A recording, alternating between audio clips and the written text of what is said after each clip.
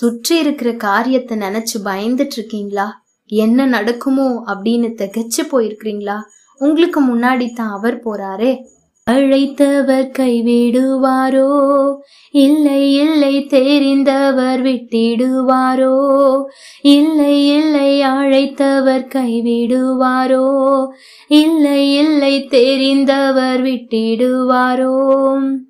பெயர் சொல்லி அழைத்த தேவன், பெயர் சொல்லி அழைத்த தேவன் உன்னை மகிமைப்படுத்திடுவார், உன்னை மகிமைப்படுத்திடுவார். உன்னை உண்டாக்கினவர், உன்னை சிருஷ்டித்தவர் உன் முன்னே நடந்து செல்கிறார். தீங்கு உன்னை ஒன்றும் செய்யாது, எந்த தீங்கு உன்னை ஒன்றும் செய்யாது.